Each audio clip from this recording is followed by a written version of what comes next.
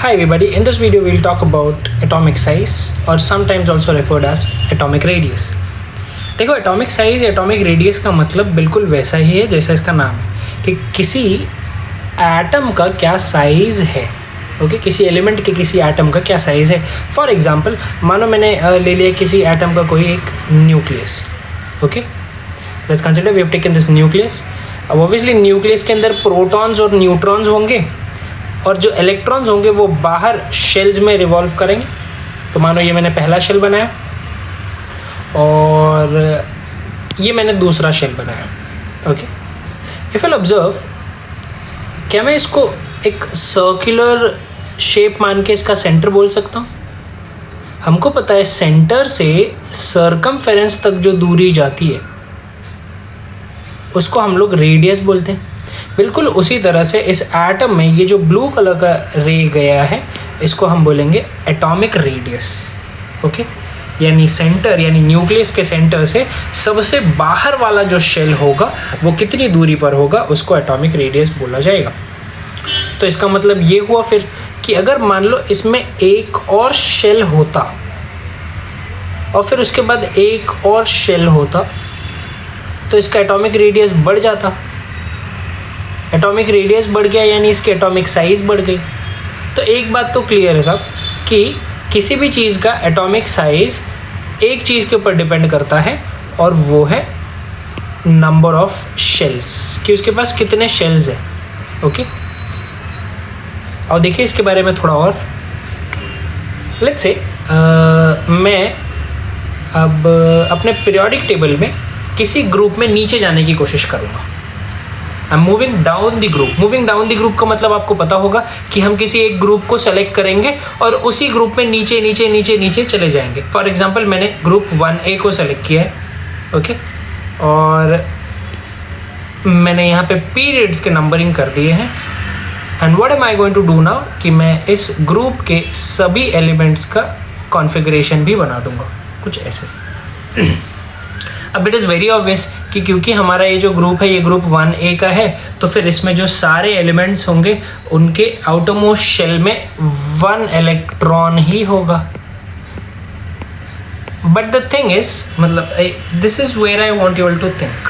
देखो साहब हम जैसे जैसे ऊपर से नीचे आते हैं नंबर ऑफ शेल्स बढ़ रहा है. यहाँ पे एक शेल था, इस एलिमेंट में 2 आ गया और नीचे अगर हम जाएं तो इस एलिमेंट में टोटल 5 शेल्स आ गए और सबसे नीचे अगर हम जाएं तो इस एलिमेंट में टोटल 7 शेल्स आ गए.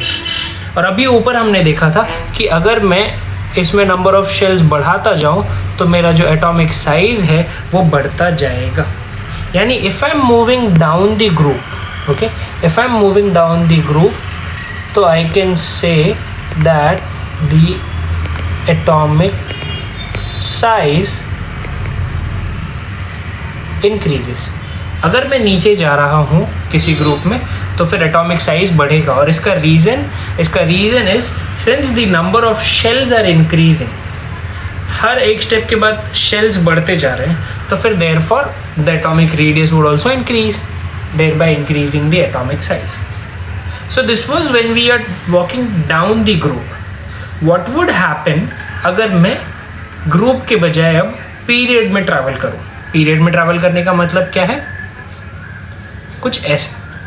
आई am moving across a period and that too I am moving from left to right.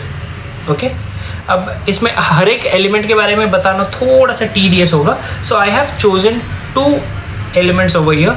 एक है लिथियम और एक है फ्लोरीन.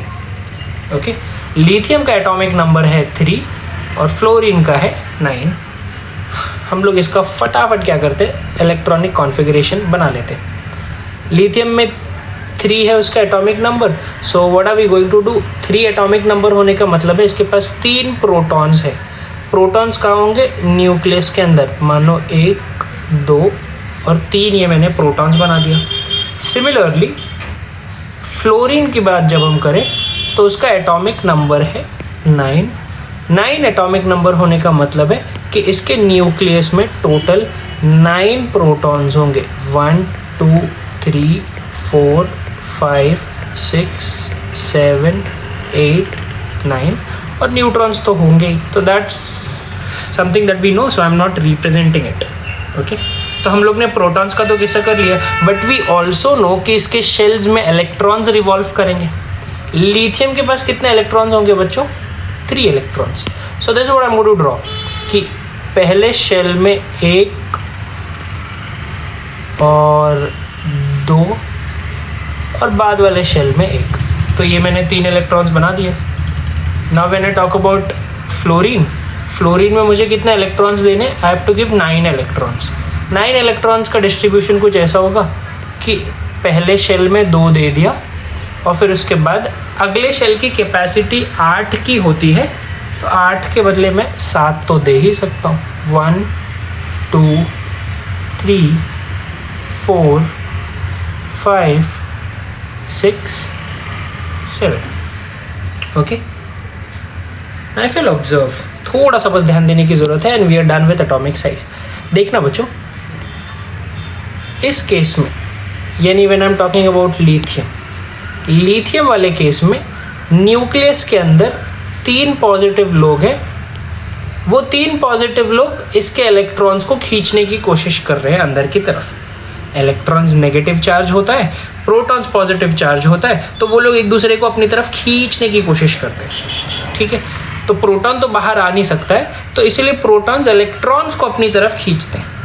तो लिथियम वाले केस में 3 प्रोटॉन्स खींच रहे हैं, वेयर एज फ्लोरीन वाले केस में न्यूक्लियस के अंदर से 9 प्रोटॉन्स खींच रहे हैं।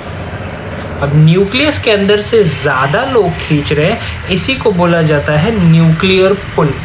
ठीक है, न्यूक्लियस के अंदर से क्या हो रहा है? ज़्यादा लोग खींच रहे हैं। पहले केस में 3 प्रोटॉन्स खींच रहे थे, इस केस में न्यूक्लियर के अंदर से 9 प्रोटॉन्स खींच रहे हैं। तो इस केस का जो न्यूक्लियर चार्ज है वो बढ़ गया है। ओके, ज़्यादा लोग खींच रहे हैं, ज़्यादा लोग के खींचने की वजह से क्या होता है कि ये जो एटम है ये श्रिंक हो जाता है, यानी छोटा हो जाता है, क्योंकि ज़्यादा लोग खींच रहे हैं अंदर की तरफ। और पहले वाले केस में क्या हो रहा था? पहले वाले केस में तो खैर 3 ही लोग थे, तो फिर ठीक है, ठीक ठाक साइज़ है, बट यहाँ पे 9 लोग खींच रहे थे अंदर से, तो इसलिए इसका साइज़ छोटा हो गया। Similarly what do you think अगले केस में क्या होगा? यहाँ पे अंदर से 4 लोग खींच रहे हैं तो साइज़ छोटा होगा, 5 लोग खींच रहे हैं तो साइज़ और छोटा होगा, 6 लोग खींच रहे हैं तो साइज़ और छोटा हुआ, और छोटा हुआ, और छोटा हुआ। 9 पे तो छोटा हो ही गया है, ये एकदम छोटा हो गया 9 पे ना। There is an exception in this, और वो एक्सेप्शन है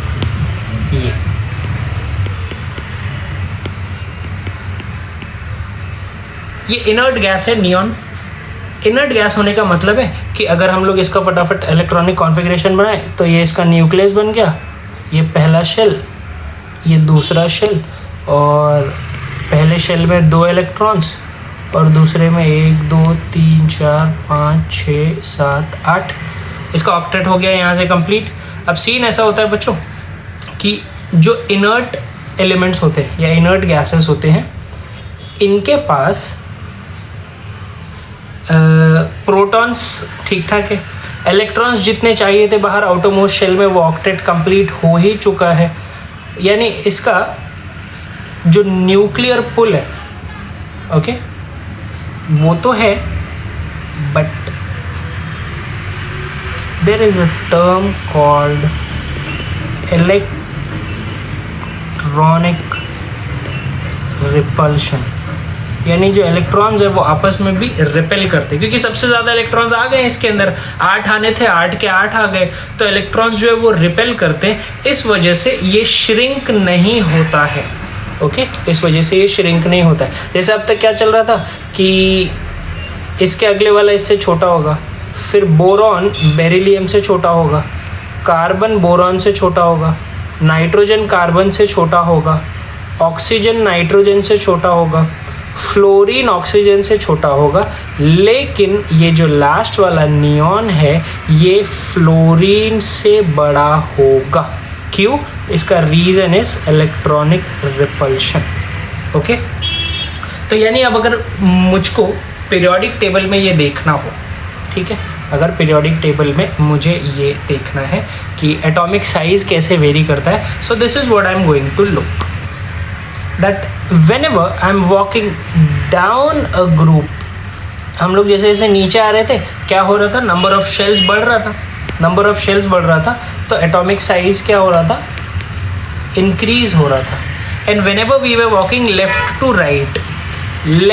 राइट जब हम लोग जा रहे थे, यानी वॉकिंग अलॉन्ग द पीरियड या अक्रॉस अ पीरियड, तो इस केस में हमको पता है कि न्यूक्लियर पुल बढ़ रहा था, यानी न्यूक्लियर चार्ज बढ़ रहा था, जिस वजह से वो चीज़ और छोटी छोटी छोटी होते जाती थी, एक्सेप्ट दैट लास्ट वाला इनर्ट वाला रो कॉलम. तो इस केस में what is happening, it is decreasing whenever I go left to right. अच्छा, लेफ्ट टू राइट को मारो गोली. एक बात समझो ज़रा, क्या मैं ऐसा बोल सकता हूँ कि लेफ़्ट टू राइट डिक्रीज़ हो रहा है, तो अगर इसका मैं बिल्कुल ऑपोजिट कर दूँ, यानी राइट टू लेफ़्ट कर दूँ, तो इस केस में क्या होना चाहिए, इंक्रीज. उस हिसाब से can you please tell me कि इस पीरियोडिक टेबल में जो सबसे बड़ा हाँ एटॉमिक साइज में सबसे बड़ा जो एलिमेंट होगा वो कौन सा होगा. सोच समझ के ज़रा बात करना. I will be waiting for your answer in the chat box और इन दी comment section.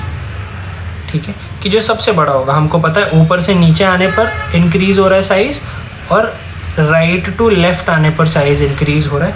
So think wisely an answer for this. In the next video, we'll talk about metallic character.